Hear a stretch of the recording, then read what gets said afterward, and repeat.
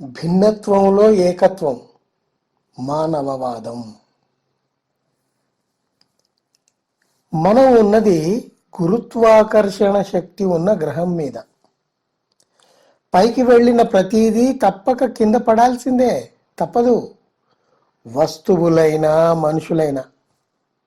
కింద అందరినీ కలిపేది మానవత్వం. కింద ఉన్నవారిని, పైకి లేచిన వారిని, పైకి లేచి కింద పడిన వారిని, అందరినీ, ప్రపంచంలోని అన్యాయాన్ని చూస్తూ ఉండకూడదు. అది మన వెలుగుల్ని స్వాహా చేయటాన్ని అసలే ఒప్పుకోకూడదు, సహించకూడదు.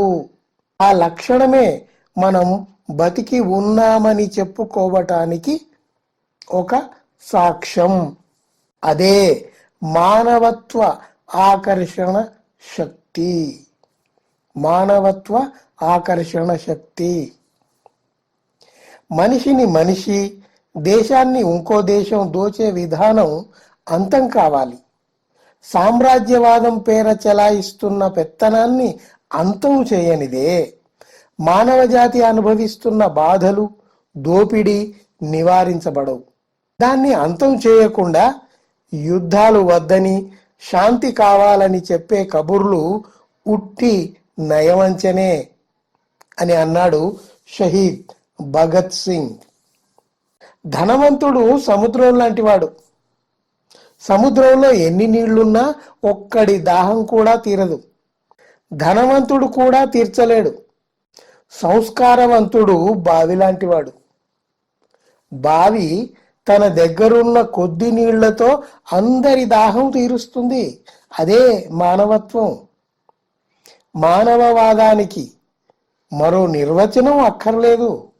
జాతి, మత, ప్రాంతీయ, వర్గ, వర్ణ విభజనలు చూడకుండా బావి అందరి దాహం తీరుస్తుంది. ఇది మా బావి అని, అది మీ బావి అని మానవత్వం లేని వారు బావుల్ని, చెరువుల్ని విభజించుకున్నారు. అది మళ్ళీ వేరే విషయం. సరే, ఇక్కడ కొన్ని సంఘటనలు చూద్దాం. తమ అక్క పెళ్లికి మంచి బహుమతి ఇద్దామని ఇద్దరు చెల్లెళ్ళు కష్టపడి అతి కష్టం మీద 5,000 దాచిపెట్టుకున్నారు. ఇంతలో ఫేస్బుక్ ద్వారా కరీంనగర్లోని న్యూ ఎస్టీ కాలనీలోని బత్తిని అంజవ్వ గురించి తెలుసుకున్నారు. ఆమె భర్త చనిపోయాడు, చిన్న పాప ఉంది, ఆమెకు కాలేయ వ్యాధి. విషయం తెలుసుకున్న ఆ ఆడపిల్లలు వారు దాచిపెట్టుకున్న డబ్బు వెంటనే అంజవ్వకు పంపారు. స్వార్థాన్ని వదులుకుని ఇతరులకు సహాయపడటమే మానవత్వం. ఇలాంటి సంఘటనలు అరుదుగా అక్కడక్కడ జరుగుతూనే ఉంటాయి. బొంబాయి వాసి అమన్ రహదారిపై 4 రోజుల పాప ఏడుపు విన్నాడు. నిర్మానుష్యమైన ప్రదేశం. ఏం చేయాలో తోచక పాపను తనతో తీసుకెళ్ళాడు. అయితే ఆ పసిగుడ్డును పెంచేది ఎలాగో అతనికి తెలియదు. వెంటనే ట్విట్టర్లో ఓ పోస్ట్ పెట్టాడు. అందులో పోలీసులు తనను ఆదుకోవాలని అభ్యర్థించాడు. విషయం పోలీసులకు చేరింది.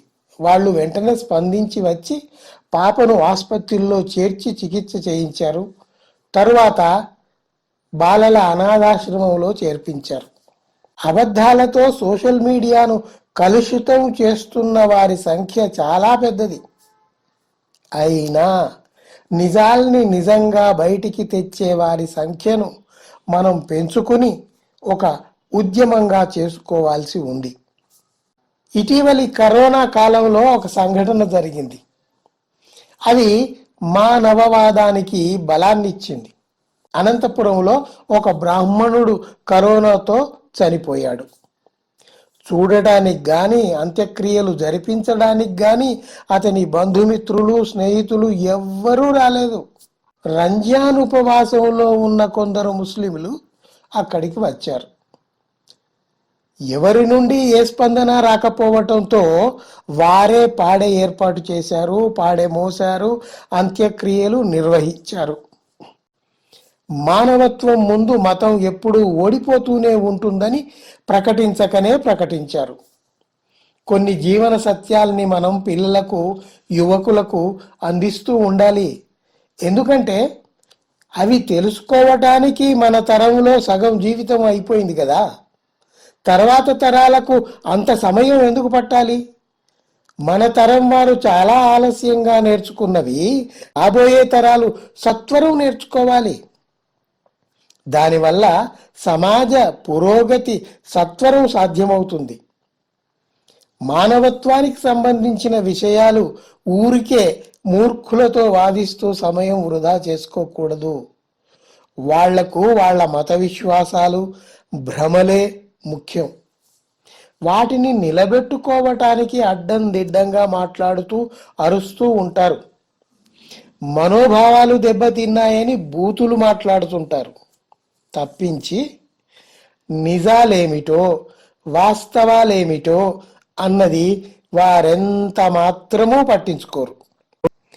కరోనా వ్యాక్సిన్లు అందరితో కలిపి కాకుండా తమ అగ్రవర్ణం వారికి విడిగా వేయాలని కొందరు డిమాండ్ చేస్తారు. ఆసుపత్రిలోని పేషెంట్లు కొందరు తమ కులపోడి రక్తమే కావాలని డిమాండ్ చేస్తారు. ఇలాంటి పరిస్థితుల్లో కేరళ రాష్ట్రంలో ఒక అద్భుతం జరిగింది. అక్కడ 1.24 లక్షల మంది విద్యార్థులకు కులం లేదు.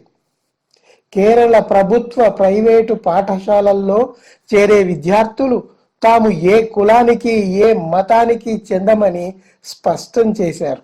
ప్రతి సంవత్సరం ఇలాంటి చిన్నారుల సంఖ్య తమ రాష్ట్రంలో గణనీయంగా పెరుగుతూ ఉందని అసెంబ్లీలో కేరళ విద్యామంత్రి సి రవీంద్రనాథ్ ప్రకటించారు. దేశంలో ఈ మార్పు ఎంతో ఆశాజనకంగా కనిపిస్తోంది. ఇతర రాష్ట్ర ప్రభుత్వాలకు స్ఫూర్తినిస్తోంది. కులం, మతం, కాలమ్స్ వదిలేసి విద్యార్థులు ఇస్తున్న డిక్లరేషన్ సంచలనం సృష్టిస్తోంది. ముందు ఆ కాలమ్స్ అప్లికేషన్లలో ప్రింట్ చేయకుండా ఉండే పరిస్థితి రావాలని మనమంతా కోరుకుందాం.